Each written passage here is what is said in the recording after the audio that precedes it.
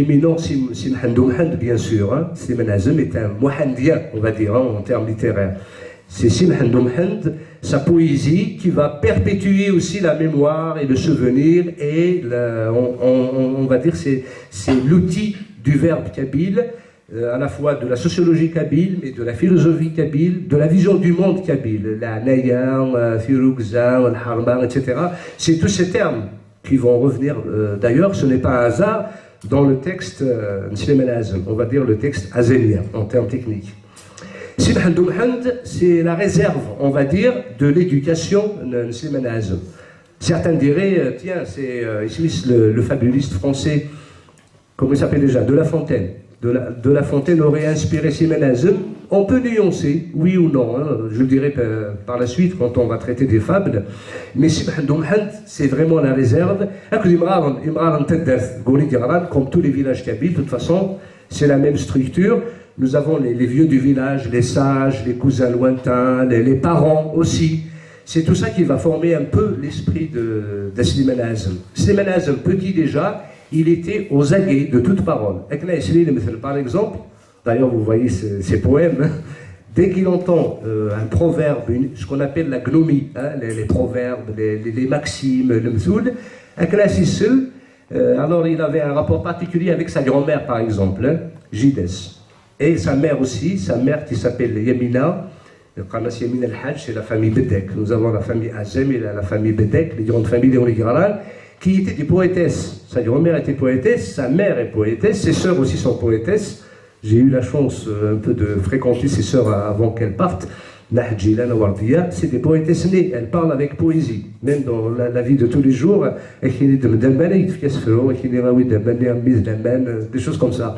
Une sagesse innée dans la famille Azem, je pense qu'il y a le don, il y a le don providentiel.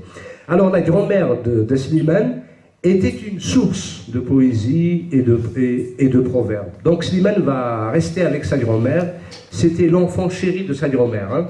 La grand-mère de Slimane, par exemple, est décédée en 1930. Et les témoignages, c'est Mahfoufi qui le raconte. Mahfoufi, quelqu'un qui a fait une recherche sur la musique kabyle, entre autres sur Slimane Azem. Il disait que Slimane Azem était au chevet de sa grand-mère jusqu'au dernier souffle. Pour profiter au maximum, mais il aimait sa grand-mère et elle serait morte dans ses bras. C'est quand même émouvant. Et nous verrons dans la vie de Slimane Azem cette hypersensibilité. On parle de sensibilité, mais on parle de l'hypersensibilité, c'est-à-dire une sensibilité encore plus dosée. Parce que finalement, tout poète est d'abord un être sensible. On ne peut pas produire de la poésie si on n'a pas un minimum de sensibilité. Or, Slimane Azem n'est pas uniquement sensible, mais il est hypersensible. Donc, c'est la sagesse des anciens, de ses parents, de sa famille. On peut raconter une petite anecdote comme ça dans la vie de Slimane. Il est tout jeune, et ça on le raconte au Gouli Garalan, c'est chez nous. Par exemple, par exemple, si Mahandou Mahand, si Migmel Cheikh Mohamed El Hassin, si Sfra,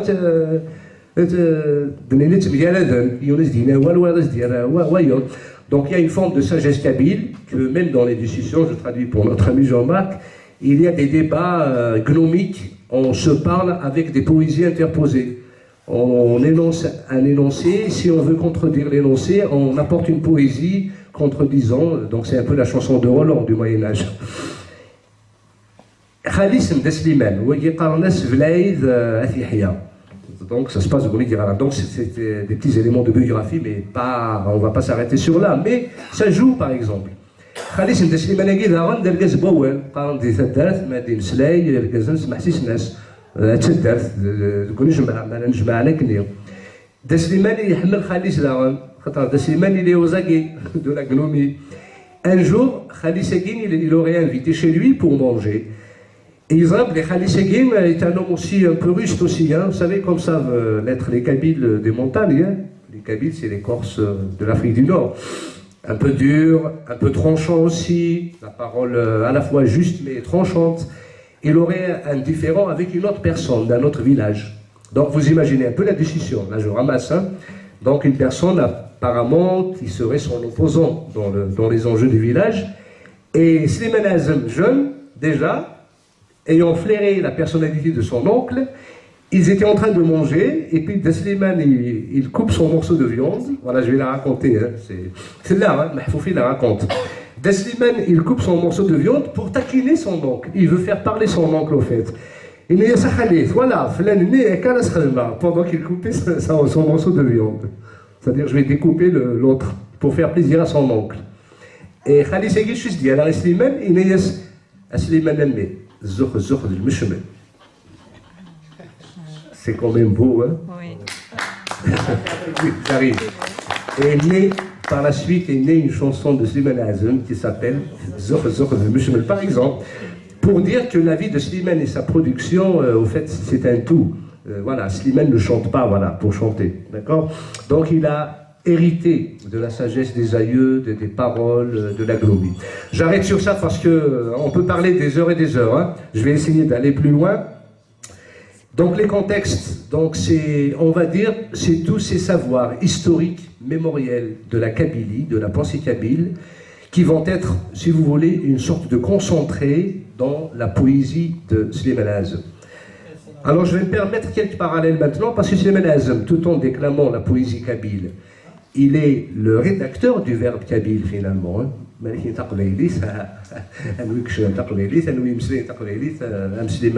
Alors Slimane Azem, dans le langage familier, nous connaissons Slimane Lamara, parce que c'est Lamara. Slimane Lamara, des parallèles possibles. Alors, Slimane Hamd, il a vécu au 19e siècle. Hein. Donc, Slimane est, du point de vue de l'histoire littéraire, un mohandien, c'est-à-dire il a puisé chez Simohand. Simohand, il a vécu au 19e, on va dire, des années à peu près, selon Mamri, fin des années 40, et puis il est mort au début du 20e. Slimane Hamd, sur le plan universel, c'est l'équivalent de Victor Hugo, par exemple. C'est Paul Verlaine, c'est Rimbaud, c'est Lamartine, des grands poètes quand même du romantisme français. Le 19e siècle est considéré, nous sommes en France, hein, et nous sommes Solidarité France-Kabylie, donc il faut faire quand même le parallèle. Le 19e siècle en France, c'est là qu'est née la notion des belles lettres. C'est vraiment le siècle du verbe français. Et ne voilà-t-il pas, comme dirait Flaik, malheureusement, la Kabylie jusqu'à aujourd'hui n'étant pas libre, on n'existe pas officiellement. La littérature berbère n'existe pas officiellement. Donc, d'où notre combat, entre autres. Hein. Nous parlons de Slimane Azem, mais c'est le combat aussi qui se perpétue. La Kabylie a produit ces belles lettres à Ethmeth. Les choses complexe du colonisé, on est ébloui. Ah, Victor Hugo, oui, Lamartine, mais c'est Mohamed alors. Slimane Hamd, je peux dire que Victor Hugo, oui, il a vécu aussi, Victor Hugo, il a son cheminement, il était banni par Napoléon, etc. Mais Slimane Hamd a souffert sous la colonie française. Il a vécu les conséquences directes dans sa chair, dans sa famille. Les familles étaient expropriées avec la fameuse guerre là, de 1871. Slimane Hamd s'est retrouvé errant entre villages, il va jusqu'à Tunis, à Annaba, et la poésie de Slimane aussi, qui a pour la trame historique l'exil, il était exilé, il allait de partout, ils étaient une famille de dignitaires, une sorte de noblesse kabyle, qui du jour au lendemain, par les affres du colonialisme, se retrouve sans rien, d'où la profondeur de la poésie de Simohand. Et Simohand aussi, nous sommes au 19e siècle, il est éminemment moderniste. C'est quelqu'un qui déclame de la poésie romantique, érotique, disons les choses. C'est-à-dire, c'est un poète tout simplement, mais aussi qui porte des affirmations à la fois éthiques, sociologiques, philosophiques de la pensée kabyle. Donc Simohand, c'est le grand poète du 19e siècle. C'est les belles lettres kabyles. Et ce n'est pas par hasard que Simohand qui va influencer d'une manière définitive Slimane Azem. Et en passant bien sûr, donc le parallèle est fait, Slimane Azem va naître donc au début du siècle. Il a compris, je pense, il y a une sorte d'intuition chez les poètes. C'est des hommes de destinée aussi. Hein. Je pense qu'il y a des hommes, hein. Il y a des êtres qui ont des destinées historiques, providentielles. Il a comme saisi la nécessité de perpétuer le verbe kabyle. Parce qu'il y a des enjeux face au colonialisme déjà, donc que dans nos esprits, et là, on fait la distinction. La France en tant que culture, en tant que peuple, et le colonialisme, c'est autre chose. Hein. Je parle de Victor Hugo, je parle de Lamartine, mais le colonialisme, c'est autre chose. Slimane Azem a compris l'anachronisme du colonialisme Ce n'est pas par hasard que Slimane Azem va produire une de ses chansons aussi, un de ses textes, hein, Anna, Frayajrat Mourthiou. Frayajrat Mourthiou, c'est, au fait, littéralement, je traduis, ô criquet, quitte mon pays. Au fait, il décrit le colonialisme avec de l'allégorie, avec de l'image. C'était pas facile d'affronter le pouvoir colonial à l'époque. Et nous savons qu'à cause de cette chanson, Slimane était harcelé par les autorités coloniales. Quand bien même, bon, ça c'est l'histoire familiale, malheureusement c'est la réalité, mais c'est comme ça. Son frère était plutôt du côté de la France, c'est-à-dire son frère était cadre dans l'administration française. Hein. Donc c'est ça. Et c'est, encore une fois, c'est le dilemme de Slimane Azem. Slimane Azem va souffrir dans sa chair. Ces êtres qui lui sont chers sont dans l'administration française. Lui, en tant que poète sensible à porter le verbe kabyle, il doit aussi porter la résistance voilà, des siens. Donc, de Slimane, c'est aussi un aspect difficile de sa vie, c'est qu'il est dans une sorte d'ambivalence, au fait, entre les siens et les siens. Sa famille charnelle, qu'il aimait, qu'il adulait, il aimait ses parents, son grand frère qui était député de la France à l'époque, qui était aussi son parrain en quelque sorte, qui l'avait aidé, qui l'avait ramené en immigration, qui lui a fourni du travail. Donc il a l'amour de son frère aîné, mais il a l'amour de sa patrie aussi. Donc Frayajrat Mourthiou, ô criquet quitte mon pays, c'est le chant nationaliste par excellence. Et en parlant de ça aussi, Slimane Azem, tout jeune, il était dans l'émigration, il cotisait pour les nationalistes algériens. Il avait compris la nécessité, finalement, ce colonialisme, il faut bien qu'il prenne fin un jour. Il cotisait, et il avait même déclamé des poèmes à la mémoire, on va dire, de Messali Haj. Messali, c'est un peu une figure du nationalisme, sachant que tous les Kabyles étaient messalistes, hein, faut le dire, avant le déclenchement des hostilités de 54. Il faisait des poésies à la gloire du nationalisme et payait ses cotisations. Sauf que, arrivé le combat libérateur, les choses sont difficiles. Étant toujours du côté messaliste, vous savez que pendant la guerre, là encore on touche un peu un contexte historique, il y avait des différends entre les nationalistes, il y avait ceux qui ont opté pour la guerre, le FLN, et puis ceux qui sont restés messalistes. Donc, au fait, les partis entre eux s'entretués. Encore une fois, c'est la Kabylie qui prend le coup, hein. Tout va bien, c'est la paix des braves. C'est en Kabylie que le foyer du combat, et les Chaouis avec une proportion, que le feu du combat s'allume en fait. Et Slimane Azem, dans certains de ses textes, et là je sors un peu de ce combat rude politique, Slimane Azem reste un humaniste. Au feu de la guerre, il va essayer d'appeler les gens à, on va dire, à une sorte de tolérance, à une forme de retenue. Des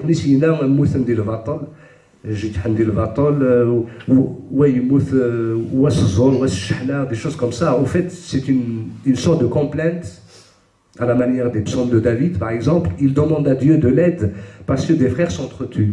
Dans une même famille, les du FLN, messalistes, ils peuvent s'entretuer. Slimane Azem reste un humaniste, un homme sensible, qui ne veut pas, qui se désole de voir des frères s'entretuer. Mais aussi, qu'est-ce qui est fort dans Slimane Azem? Là, je saute un peu déjà loin. Ce qui est fort, c'est que chez Slimane Azem, il y a cette âme du poète, et le poète est par essence un prophète, à sa manière. On disait que Victor Hugo s'est pris pour un prophète. En fait, la notion prophétique, bien sûr, au-delà du cadre religieux, hein, musulman, chrétien ou juif, le prophète, c'est le visionnaire, en fait. Celui qui peut anticiper sur des enjeux sociaux, sur des mentalités, sur des intérêts, sur des dangers. Donc, en tant que vision prophétique, Slimane Azem, pendant la guerre, sentait déjà que les choses allaient mal tourner. Slimane Azem, alors, il va affronter la dictature du colonialisme. Le colonialisme est fini, c'est l'histoire, on va dire c'est le balancier de l'histoire. Arrive un autre colonialisme. Et c'est Mohamed Yahya qui sort la célèbre phrase mais Slimane Azem va vivre dans sa chair la dictature du régime algérien depuis 1962. Et c'est le premier, sinon le seul à son époque, qui va affronter cette dictature, cette nouvelle dictature. Or, il aurait, d'une manière prémonitoire, senti on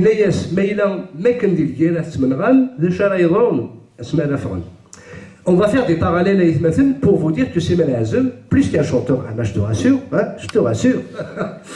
C'est un visionnaire, un homme de réflexion, un sociologue pour son peuple. En fait, il est notre sociologue, Semen Azem. Il est notre philosophe. Il est notre moraliste, fabuliste à l'occasion.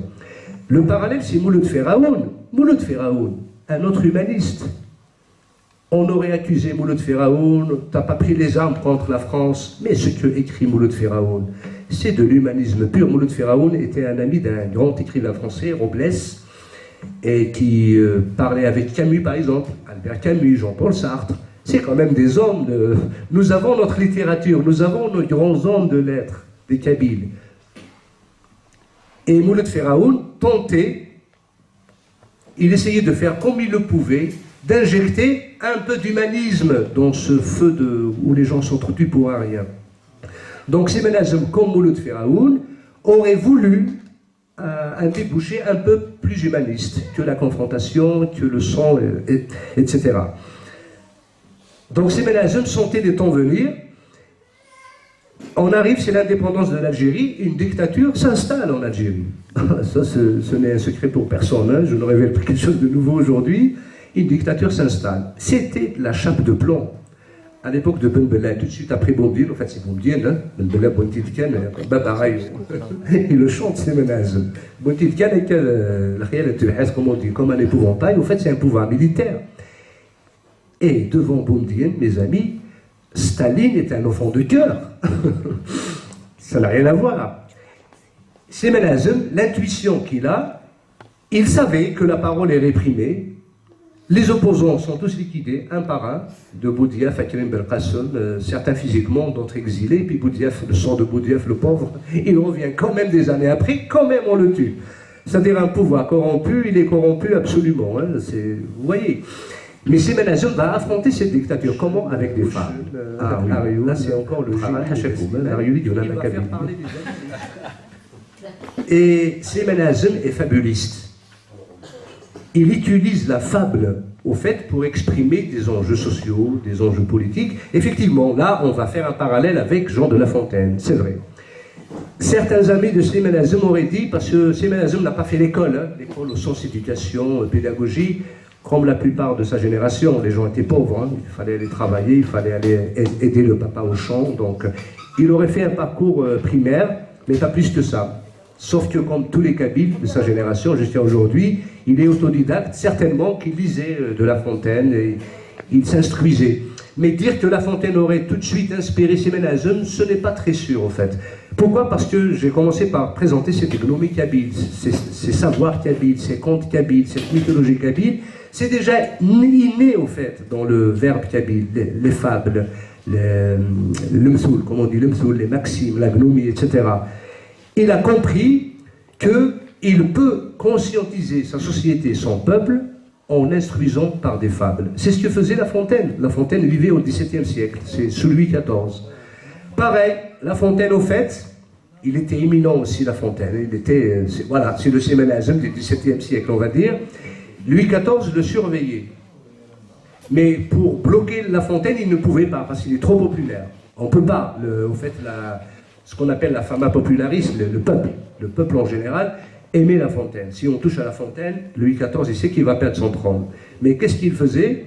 Il condamnait ceux qui soutenaient La Fontaine. C'est un certain Fouquet, par exemple, qui finançait La Fontaine pour produire ses vers, parce que La Fontaine critiquait aussi le régime, l'état de la société.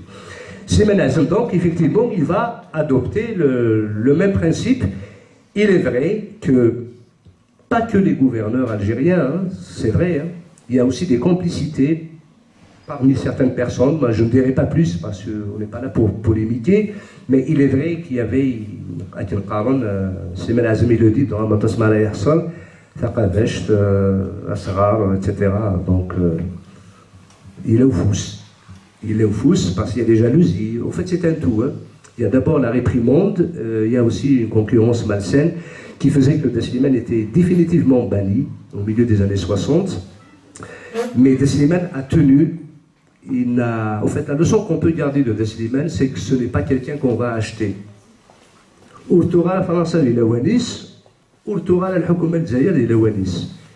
Il est resté d'une fidélité déjà à lui-même, à ses principes et aux autres.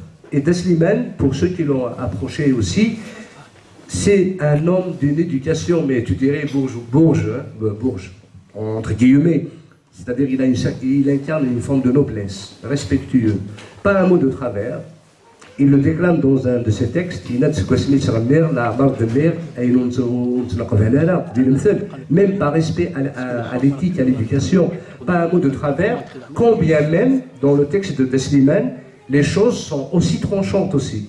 C'est-à-dire, il appelle les choses par leur nom, il dénonce l'injustice, il dénonce la fagonnerie des gens, il dénonce l'usure, il dénonce le cynisme, il dénonce les mensonges, mais toujours avec des paroles pesées. Dans le texte de Slimane Azem, il y a toujours comme une pédagogie. La chanson Slimane Azem, en fait, a l'impression de bien-être. Je dirais même c'est un stimulant psychologique. Je me rappelle tout enfant, la chanson à Willan Damordin, par exemple, il a composé une chanson pour accompagner des malades, des gens qui souffrent de douleur. Vous savez qu'aujourd'hui, dans les grandes universités du monde de médecine, on songe à créer des cellules psychologiques, parce qu'on s'est rendu compte des soins finalement. On fait du palliatif, un cancéreux, il va mourir tranquille, gentiment, on lui dit bonjour, on met un confort pas possible, la télévision, etc., mais on sait que le pauvre, il va partir. Mais vous savez que le palliatif psychologique, c'est un peu l'enjeu de la médecine aujourd'hui. Et puis la médecine naturelle aussi. L'accompagnement psychologique des malades, ce qu'on appelle l'accompagnement psychologique des malades. Prenez cette chanson de Slimane Azem, il l'aurait faite dans les années 50-60. Quelqu'un qui a anticipé, ou bien tout simplement, nous avons dit, un poète est hypersensible. C'est-à-dire, il ne pense pas uniquement à dénoncer, à faire de la politique ou à faire un peu de la polémique en soi quand il répond à ses détracteurs. Slimane Azem pense à la personne humaine, telle qu'elle. Et à Winnie Damordin, c'est un élan de cœur de l'homme sensible qui sait que les gens souffrent et que des gens n'ont pas les moyens de se soigner aussi.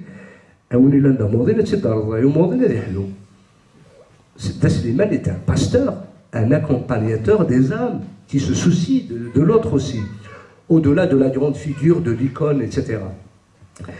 Slimane, il fait aussi ce qu'on appelle, et là je résume, il fait de ce qu'on appelle le promonitoire. Le promonitoire. Je vais citer 3 exemples, parce que beaucoup de textes sont prémonitoires. C'est des clés,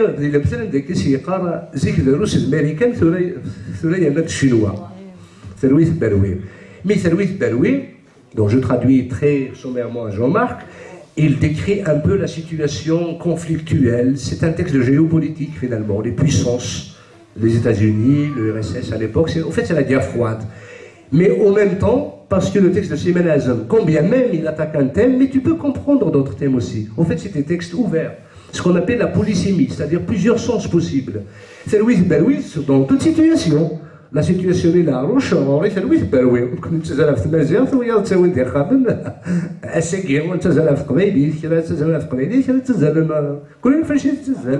donc tu vas t'approprier le discours de Slimane Azem. En fait, il nous accompagne finalement. C'est Louis Berouis. Attends les élections, le 5e mandat. C'est Louis Berouis.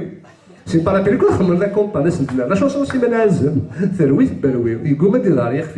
Il est impressionnant. Et là, j'arrive à un niveau aussi on va dire, du commentaire de Slimane Azem, ce qu'on appelle l'herméneutique, le commentaire. Slimane Azem, il est atemporel finalement. Il dépasse le temps. Tu ne peux pas le figer aux années 50-60. Combien même, Louis Berouis est produit dans le contexte de la guerre froide. Mais un détail encore. Écoutez-moi bien, et vous serez impressionnés. Pas par moi, par Slimane Azem, j'entends bien. Il y a notre chinois. Vous savez, c'est une petite strophe. On pouvait enlever cette chanson. Mais que font les Chinois ici? À l'époque déjà, la Chine était en gestation. Ce n'était pas encore une puissance. C'était une puissance en gestation. La guerre froide, c'était les deux pôles. C'était les États-Unis et l'URSS. Voilà. Il est un chinois. Parce qu'ils sentaient déjà que la Chine, attention, à la l'Europe, vous voyez, on a bien discuté en Europe, campagne européenne, mais on sait que la bête noire, c'est la Chine. Parce que le textile européen, c'est des Chinois, par exemple. Voilà, je ferme la parenthèse. Une autre prémonition. Voilà, je vais citer 2 exemples ou 3, parce qu'on n'aura pas assez de temps. Idrimen, Ah, ben, j'aurais voulu que tu prépares ce texte, monsieur le poète. Etc. Mais ce texte aussi, c'est un génie de littérature, c'est un joyau. Slimane Azem, dans les années 50, 60, il développe une réflexion sur la monétarisation du monde. Parce qu'on peut encore tirer l'essence de Slimane Azem. L'enjeu de l'argent, l'argent est roi. Bien sûr, on le comprend sur un plan individuel, sur un plan tout à fait local. Les gens, pour l'argent, ils peuvent vendre leur honneur, ils peuvent se faire corrompre. Ça, encore une fois, on retrouve la maxime de Slimane Azem, l'éducateur, le moraliste, déjà. Mais si on lit le texte Idrimen, on va comprendre que de Slimane a déjà anticipé sur des jeux stratégiques. L'argent va créer des guerres. Et puis la course à la consommation aussi. Slimane Azem, il dénonce le consumérisme dans lequel nous pataugeons aujourd'hui, la consommation. Et j'aurais fini parce qu'avec Idrimen, par exemple, le texte de Slimane Azem, encore une fois, la société de consommation. Ah oui, tiens, ah oui, attends. Alors j'ai un portable, ne rigolez pas, c'est ma fille qui me l'a offert. Elle rigole, elle dit, mais papa, t'es vieux jeu, papa, t'as pas un iPhone. Mais on court à la consommation. C'est vrai, on a un iPhone 7, non, il faut un 7. Bon, là, j'extrapole, mais déjà la consommation en général. Slimane Azem dénonce la société de consommation qui fait que les gens, en fait, ils vivent comme, en fait, des êtres sans âme, finalement. On dépend de la publicité, de la consommation, des effets d'annonce. Alors que l'homme, d'abord, les fondements de l'homme, c'est d'abord son éthique, sa morale, ses valeurs, ses ancrages. C'est tout ça, Slimane Azem. Mais maintenant, on peut faire peut-être d'autres conférences sur Slimane Azem. Qu'est-ce que je peux dire? Peut-être pour conclure, sur le temps, Anna, tu vas me dire pour le temps. Dites-moi pour le temps, hein. Allez, là j'ai fait une sorte un peu de présentation thématique, mais il y a beaucoup de choses. Moi j'avoue que les cours que je donne par exemple en histoire de l'Église, j'ai comparé Slimane Azem à Saint-Augustin. Et vous savez que Saint-Augustin, il y a un cours sur une année, une fois par semaine. On peut faire la même chose pour Slimane Azem, hein. Il n'y a pas de souci. Là, on rentre dans le détail. Slimane Azem, comme on va dire un ciseleur de mots. Quelqu'un qui joue avec les mots, hein. Alors quand on dit jeu, c'est pas négatif, hein. C'est-à-dire la sémantique de Slimane Azem. En fait, le mana, hein, qu'on appelle la sémantique, c'est-à-dire les sens possibles, les mots qu'on utilise dans tel objectif.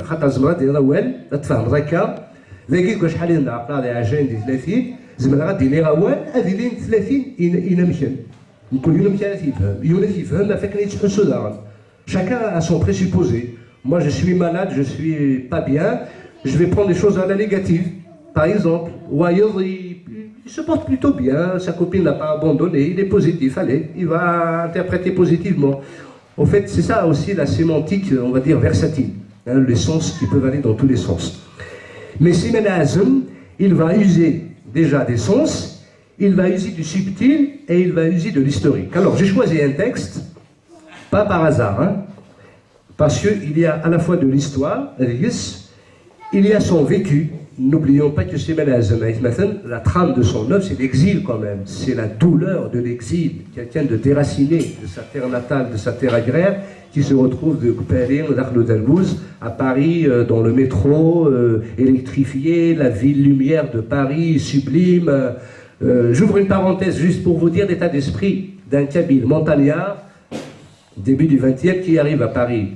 C'est l'histoire de deux compères qui viennent d'un village perdu. Un village où il y a ni électricité, ni route, rien. Il n'y a que le champ, il y a l'âne, il y a un peu le bétail, et la boue, etc. Ils arrivent à Paris. Les deux tombent malades. Ils sont dans le coma. Et puis, ils se retrouvent dans un hôpital parisien. Et à l'époque, bon, il y aurait des sœurs blanches, des femmes en tout cas qui les entretiennent. Ils se réveillent, ils sont éblouis. Là, je fais une blague, bien sûr, mais voilà, apparemment. Alors, يوكيد يولي ولد وايض زعما ماشي سينا إنايس أمشي دموث هذاك الشيء. En fait, ils pensaient qu'ils étaient au paradis. Inès, comment أمشي دموث, voilà. Ta mort est arrivée comment, voilà. Pour vous dire le déracinement, mais le choc aussi, effectivement. du matériel, de tout. Voilà, tu débarques d'un village perdu en plein Kabylie, tu es en plein Paris de Ville de Lumière. Ok.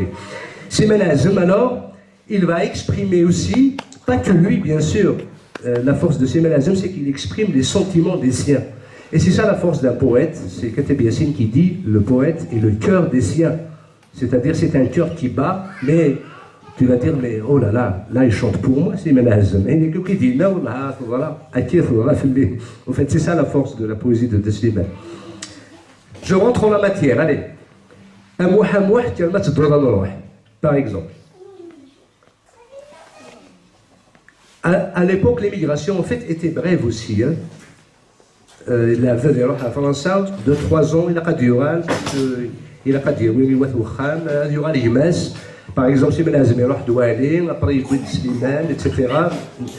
Donc, on se et puis les affres, bien sûr, la douleur de la séparation. Je passe sur d'autres textes encore, hein, qui sont très émouvants de Slimane. Mais si c'est très émouvant. Là, ça va faire pleurer tout le monde. Je ne vais pas raconter ça. Mais comment il introduit, au fait, on va dire, ce balancier dans lequel sont tombés beaucoup de jeunes Kabyles, qui sont, par la force des choses, obligés d'aller quémander du pain, finalement, aller pour travailler, parce que le pays ne donne pas. On a le mal du pays, donc c'est des jeunes, dans l'émigration, qui ont quand même envie de revenir en Kabylie. Déjà, le thème, si vous remarquez, en fait, il y a comme de l'hésitation. En fait, on va dans un autre texte, parce qu'avec Simen Azem, on peut faire du paratexte.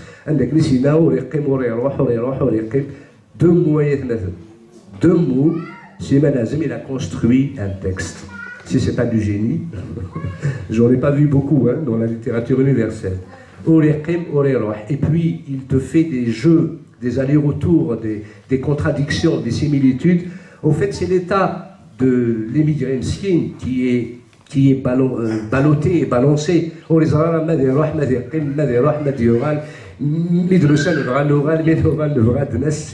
C'est l'ambivalence dont souffrent beaucoup d'émigrés. Quel est cet émigré qui n'a pas entendu Simen Azem et qui n'a pas pleuré?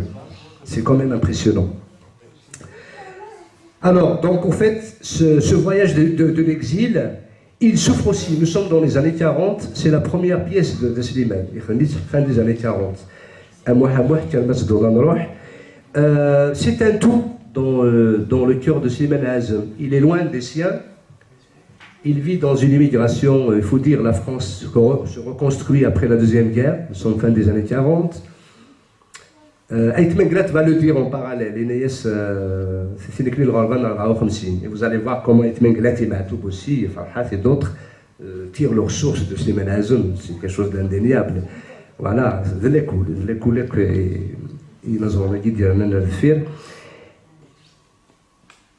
mais Simen Azem garde aussi sa fierté de Kabyle.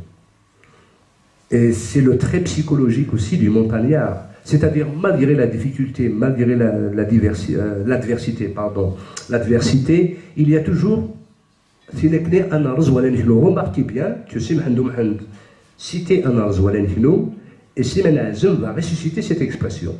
Et certains historiens diront que Anar Zoualen est une parole que Massinissa et Judurta citaient aussi dans leur prologue, dans leur discours. Donc il y a cette dignité à tenir, et puis nous ne sommes pas impressionnés, combien même la France où nous travaillons, nous devons glaner un peu notre pain, qui est une colonie puissante, mais avec notre fierté. Vous allez voir le texte. Remarquez l'introduction du texte, mais vous allez dire, là c'est aussi la technique, on appelle ça la technique littéraire finalement. En fait, ça n'a rien à voir, l'introduction. Fahim, c'est un texte, c'est voilà. Non, c'est pas grave. Je vais essayer de déclamer le texte. Excusez-moi, je vais enlever ma veste. Alors, il va commencer par décrire la ville d'Alger.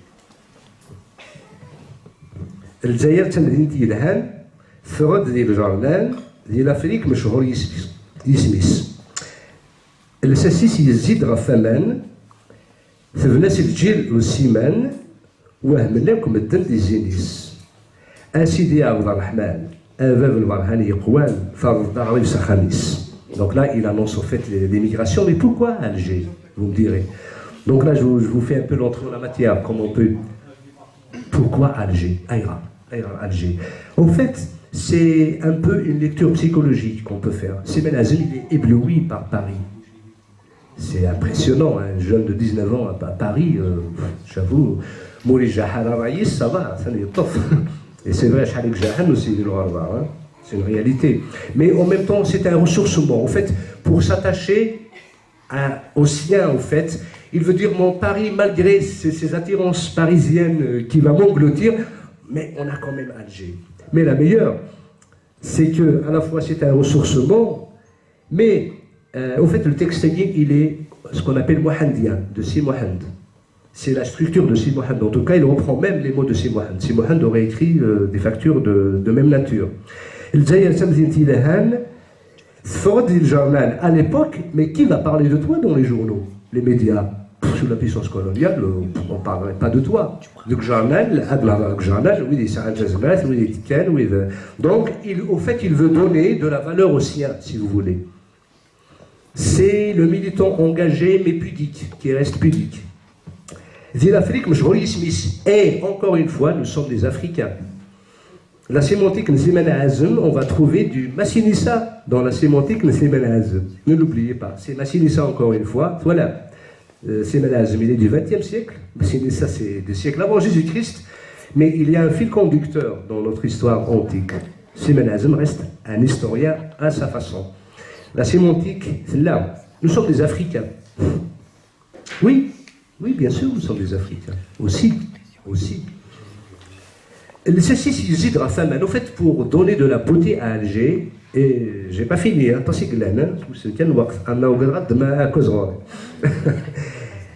oui, je vais essayer de faire vite. Au fait, je finis avec cette chanson, promis. Parce qu'il y a 200 chansons. Ceci, Yazid Rafaman. Remarquez maintenant le jeu de mots. Vous avez ça, il fait normalement, il fait comme. الساس انت مدينه الجزائر يزيد غا ثمن لا شو يزين ذا البحر يزين ذا الساس انت مدينتك يزين البحر نورمالمون ذا البحر يزين tu prends une île prenez une île là on va faire la géographie l'île de Malte par exemple une petite île les îles Canaries ذا مال يزين l'île quand même mais de ces manières de ceci يزيد غا ثمن donc là c'est un peu le c'est un jeu littéraire en fait. Simen Hazem joue avec les mots. C'est-à-dire cette ville est tellement impressionnante qu'elle a contourné la mer. C'est Alger qui a contourné la mer, c'est pas la mer qui a. Donc voilà, c'est du génie littéraire si vous voulez. On peut faire un travail sur ça. Et j'arrive. Slimane, c'est le père de la pensée kabyle. Et nous partons de ce texte, bien sûr. C'est une belle ville. J'ai envie juste de vous rappeler entre parenthèses que Alger, quand bien même les Turcs étaient là, Alger était le royaume de Coucou. Voilà, là c'est une parenthèse. Après on peut revenir sur ça. Faisait partie du royaume de Coucou. Sidi Abdelrahman, Sidi Abdelrahman, c'est le saint patron de la ville. Parce qu'en France, s'il arrive en France, il va Saint-Michel, Saint-Denis, Notre-Dame de la Garde. Ah, il habitait à Marseille, Slimane Hazem, c'est notre concitoyen. Il aurait enfilé les gilets jaunes s'il était là aujourd'hui. Il habitait vers Aubal, Marignane, apparemment. Il y a aussi un saint patron à Alger, et ce saint patron est un Kabyle, Sidi Abdelrahman. Ce n'est pas rien, Slimane Hazem est galéré qui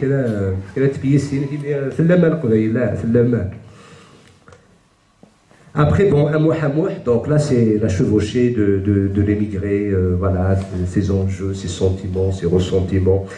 J'aurais fini, Anna est contente.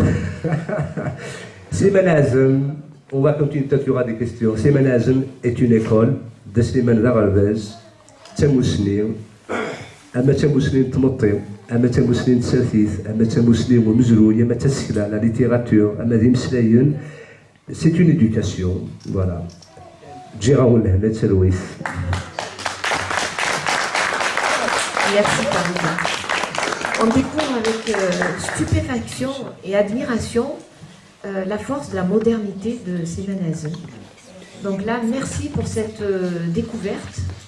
Et Fahim, tu vas nous lire encore un petit texte. oui, on y va. تصدع أكيد بهذاك فريد كولا ساكن نظن الجزائر تمدين تيلعان تفاضل ديال الجرنان l'Afrique مشهور يسميز c'est une information زرا ما صحا مي كي كولير تاع لو تكست التصدع تاع سليمان عزم que وقيلا en 48 Alger était la meilleure ville du monde, je pense. Je pense 1930 exactement. Voilà. Élu, voilà. 1930 parce que c'est en parallèle. Voilà. On parallèle avec cette chanson parce qu'elle est juste à côté. Cette chanson c'est au 38.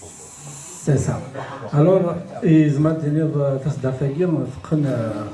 juste une information. Après, سفروز العالم ما بغا نبدا نغيون ما بغا نسين ما بغا ثلاثة. سليمان كي مسلاي فريد ينكر غوري سليمان يشنغ في كلش. يخدم دي سكيتش. va toucher tous les thèmes de la société. Et avec qui s'ouvre, كدني هكا. يمد هذا في الحكم بوسا كيغيتو كسر تصدر تقوين دبويا. ينيس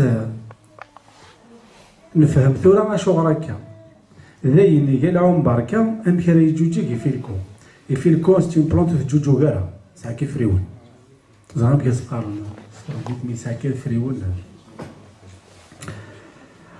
ورنظمي على البركة ذوك صغار نفوتويكا إتي تراجون ذركو إلا قاتي دنيني غاكا غساكن غاز كذاين إلا نكفاو شكو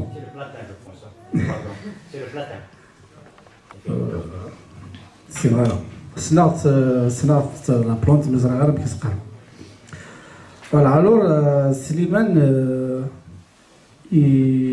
يتوحي ربي غير كيكينا فريد رزاف يتوالي المهم سينو يشنا غفاتا سطاس نتمثال كان دارنا وستين يسفرها ما إلا تقبل أنا دارنا وستين ميرسي يوان ذا سفرو غير كشنا تيزليزنا غير كشنا غفي دي غران سميسني هنا أويدي جبدن الأقلام يهضر ديويدي غران هذا غافهم لغة قبيل إذا دي تمثل إذا يانا سليمان يا راس فروم وزغارة فريد ما يقر ثموت يتجد ماكينة بروفيرب إذا ثقالها جو بو سيتي ذيك سفريق دبا ديجا الناس من تعمد البطل أنه غالي يكون مطول يلود ديالك عروريس ذاك سفرون يظن ذاك الويت دبوع كان كيغان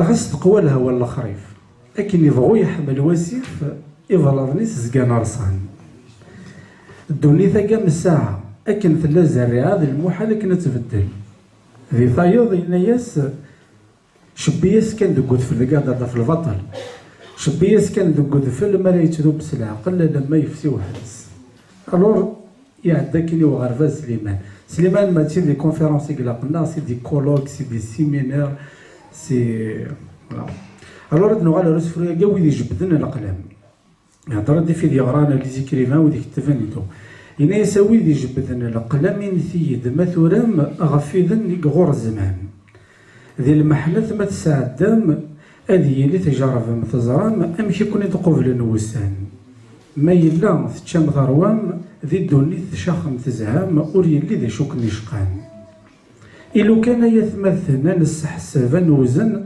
وحدي كان ربا الحيف كرب وذن يتميزن ما يلا ندير كازن إلا قتني يوي النيف ذي اللغة نغي غاضن أم كان رمي تحقرن تتوازل ثغالي ذي الريف حكاني يد فلاسن قصدن تيدا دا تكسن ما صرضا ما بالسيف ذي مقارغي مزيانا سلمعنا ثم الغسن مكرز نسيف يكلا ضيور مخلفا حست ما تمساولا يليون مكيتي الزيف تزرم ياكل القبايل لنوا دمي صلاصل ذوين يتحزبني النفيس لو كان انا مجازا نعدل الراي غادي يدوكل يلوذ يدمى موريس ما نتعمد الفطر لانه غادي يكون الطفل يلوديه كاروريس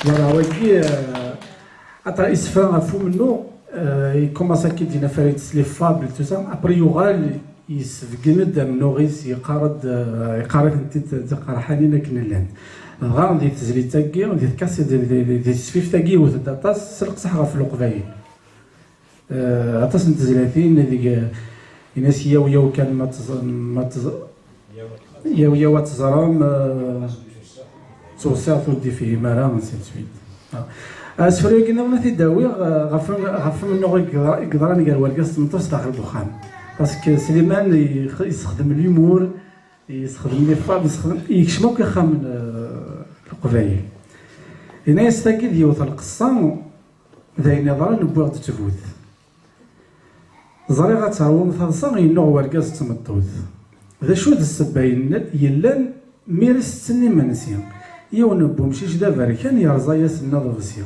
ذا قجوني تيدي يتهمن يدهم اللمبات خسيهم ثم الطوث دم دا سافو باش كانت تيدشعل مي تبدا لا تسفو حروم تنغل في سافو قال يكرد ورقاز لا يلحو يوخل يرزا فنجال وغال نقيم النطلام تملومون ويتيدي يبدان يكر الهرج ذك وخام شبلن ولاد الجيران ناس وكيض الظلام نغدا يقروجا يوفان يغال ورقاز يتحير مي تمطوث يقنو ينا يسفدو خيار الزكا ماذا مفرو نغض تفاضي من المنكور تي السنة تارا دارنو الناس هي الكريك لو كاد غتخدم ضاكن أرا تخلط دا خاميك مليث انا راكي قفلن ماذا نكاد فغاك طريق يا الناس بكي كادي كيفن